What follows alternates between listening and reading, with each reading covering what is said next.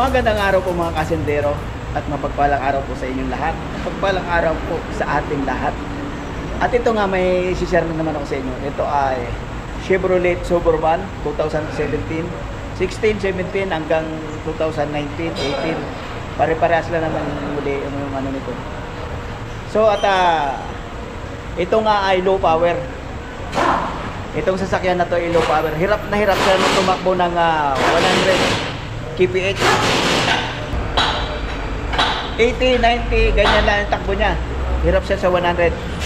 So ito nga, at may code dito, nang in-scan ko, yung code dito ay P228D.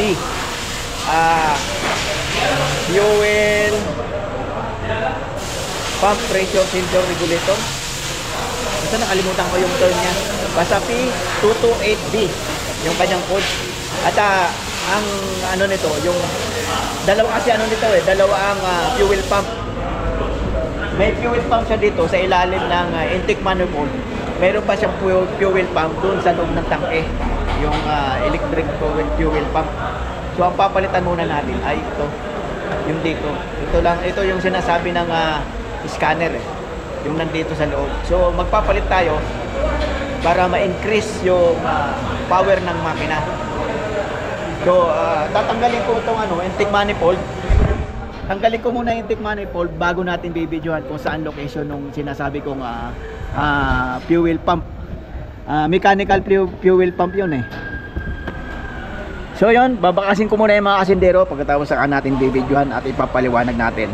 At pagkatapos, pag naikabit na natin, i-road test natin yan para malaman natin kung nag-increase na nga yung power. So ito na nga mga kasindero, natanggal ko na yung intake manifold. At ito may cover pa itong sponge. Putsyon.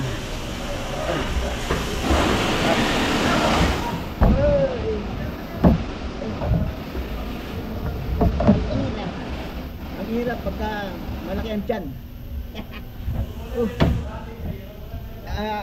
Isaac, atik mo na hawa.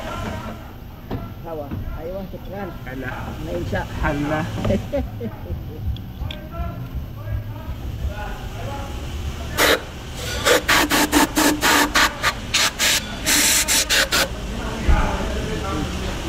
Mayroong daga dito. Oh, may dinadalang pagkain yung daga. Sana nga hindi nang nat yung wire. Sana hindi nat ng daga. Ang wire. Yun, wala naman. Ayan mga ng daga. Dumi ng daga. Ay. Ay, nako.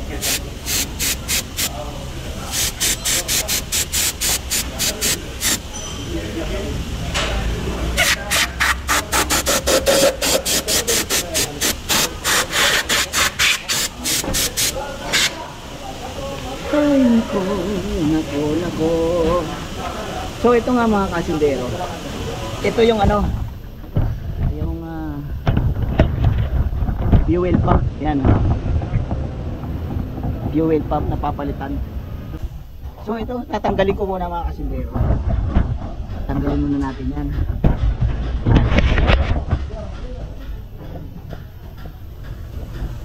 Dali lang naman yan pugutin. Kaya lang ito lang mga may mga nakaharang pa mga plancha. Ayan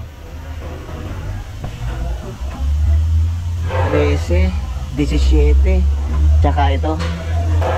Kuha muna ako ng tools.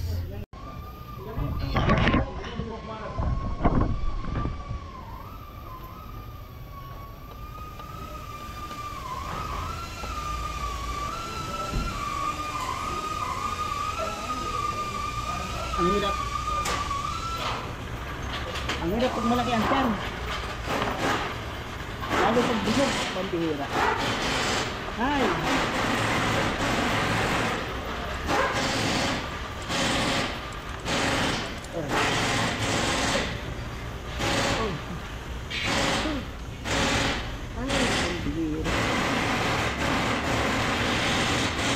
Ang ingay ng sisi natin mga kapatid. Ang daming trabaho.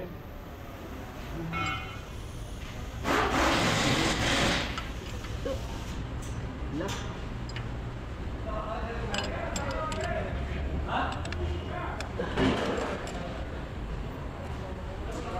Oh, mali.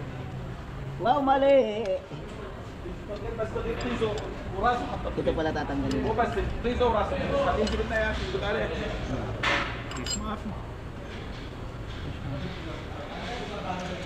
Harakat. ها؟ بس حركاتها. حركات ايوه ما بيجيب قطع. كلام موجود وين موجود جيم؟ ايوه انا انتظار من موجود جيم هو من صباح انتظار سياره يمكن هو من صباح سياره خلاص. ايوه.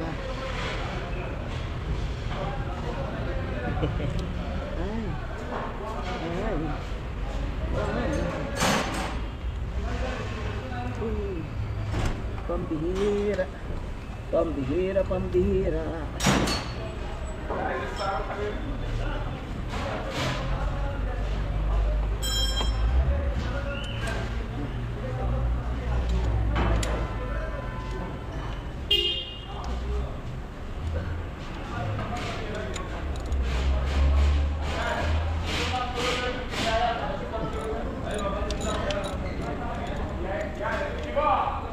Yun lang.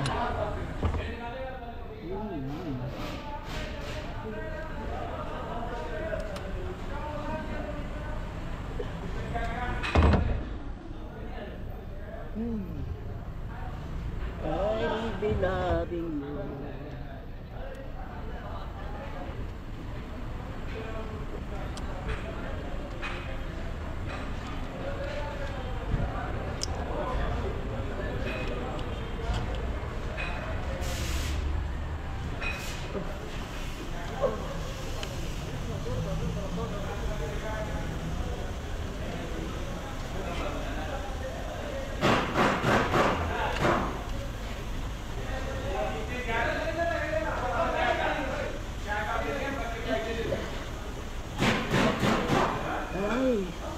Hindi mahugot.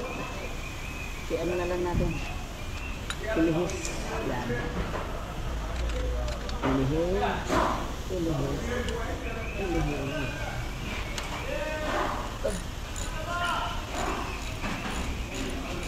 Okay, hello. Ano na ba siya?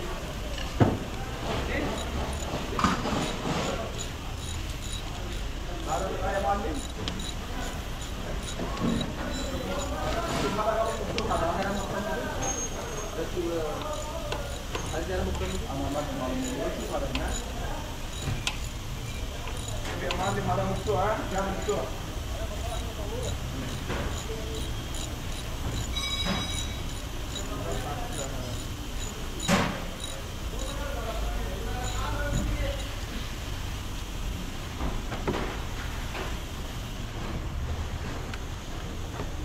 الحمد لله يجي ركبيناه كامل جوا سوا حديد تحت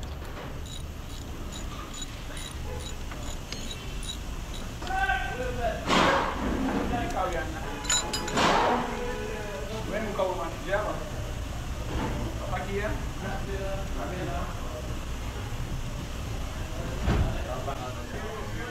مصطفى وين راح؟ علمنا مصطفى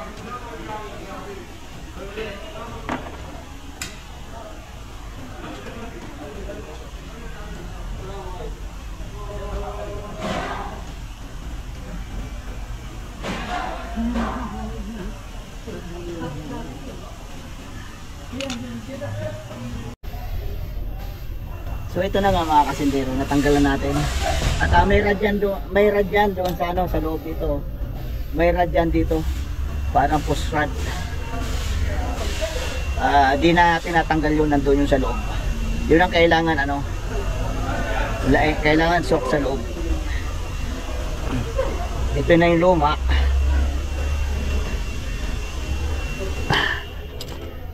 At ito na rin yung bago.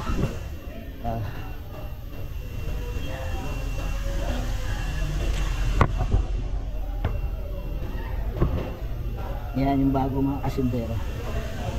Kompleto siya, mayroon siyang ano, may itong sa ilalim itong kulay itim. Gasket.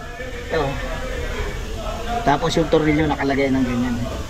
Nilinisan lang muna natin yun. Ito. bago natin ilagay.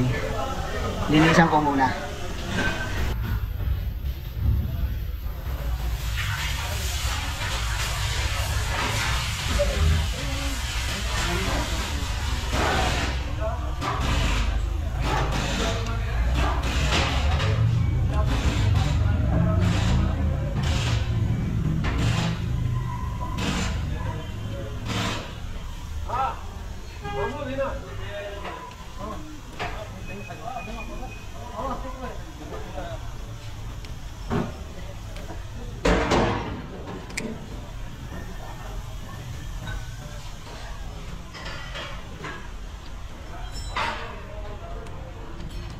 Excuse me, sir. Go on. Nakap niya.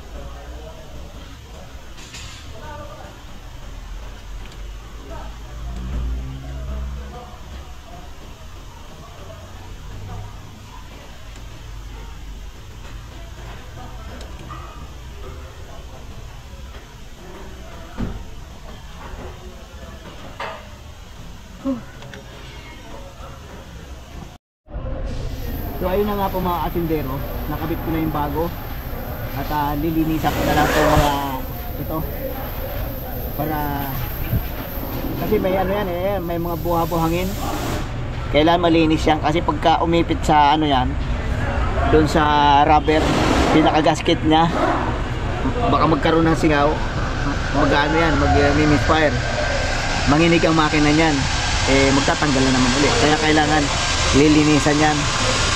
Itong ganito ang panglinis ko, okay lang naman yan. Wala namang problema kung mapasukan din sa loob. So yan na nga, ganyan lang mga kasindero. Yan. Nililinis ko lang na ano yan matatanggal na yan, malinis. Matatanggal na yung mga ano yan. Yung mga tutong-tutong lalangis. Yan. Yan.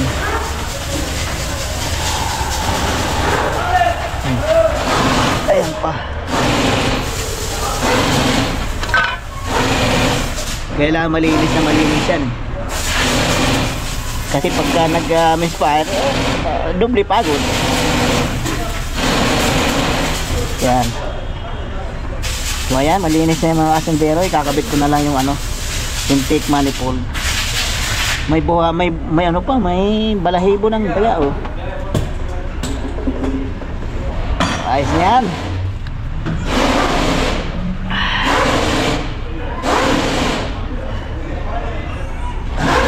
At ito nga pala mga kasindero, ito yung mga injector nya.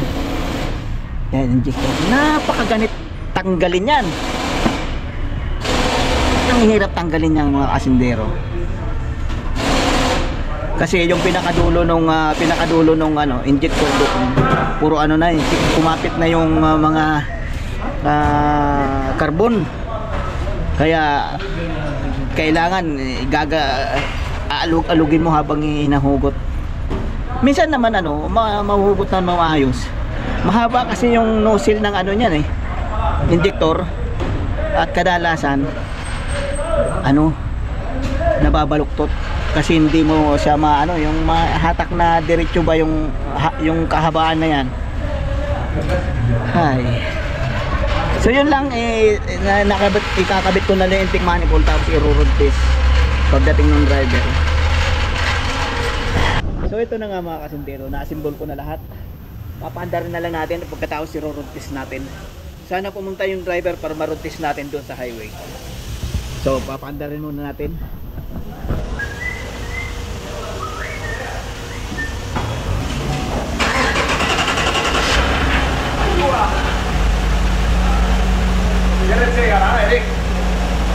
عايز فيه ولا ما فيه؟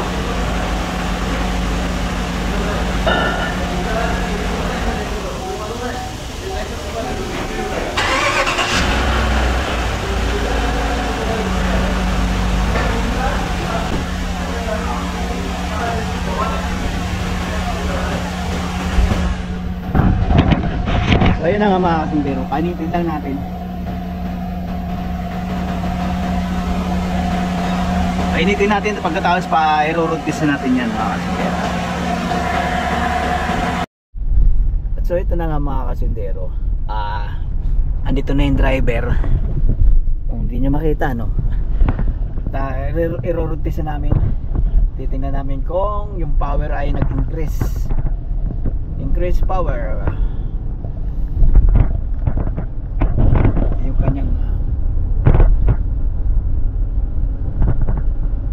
keep power running. Ayun. Kita nyo mga kasindero, di pa naibibirit, ano na.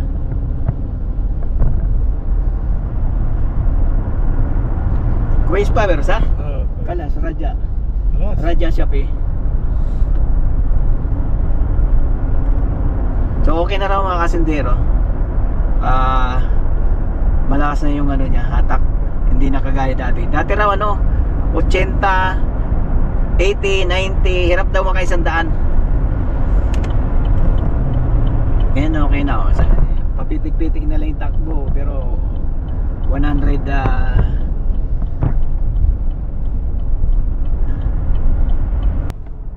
Hindi tayo makahataw mga kasindero. Hindi maihataw yung ano dahil medyo rush hour na ngayon, marami na sasakyan, medyo traffic na. Pero okay na raw. Sabi nitong driver, okay na raw yung power niya. So yun na nga mga kasindero. Hindi nyo rin ako makita no. Mamaya. So ayun na nga mga kasindero, tapos na yung ginagawa natin. Okay na, nirotis na namin. Sabi nung driver okay na daw, malakas na raw power, hindi raw kagaya nung kahapon. So yun na nga mga kasindero, yun lang ginawa natin doon sa Chevrolet Suburban 2017 model. Nagpalit tayo ng fuel pump. Saan ba yun? Kinuha yung luma. Nagpalit tayo ng fuel pump at yun na nga, okay na. Actually yung Chevrolet tsaka yung GMC Yukon, Suburban, Tahoe na ganung modelo, pare-pare ganun lang ang ginagawa ko ganun lang ang problema pag low power na siya. Yung ano lang yan, yung fuel pump na mechanical, ayun ko, di ko alam yung tawag dun. At ayun na nga. At pagka yung may misper naman pero walang tagaktak, yung mga injector yun, babara yung injector. Pero napakahirap tanggalin yung injector pagka kumapit na yung kumapit na yung tawag dito, yung carbon doon sa mga injector, ang hirap hugutin. Pero nakukuha naman sa tiyaga. So yun na nga mga kasindero, hanggang dito na lang. Yun na lang may i-share ko sa inyo. At maraming salamat po sa inyong pagsubaybay. Bye bye po at Merry Christmas sa inyong lahat. God bless po sa inyo lahat. Bye bye.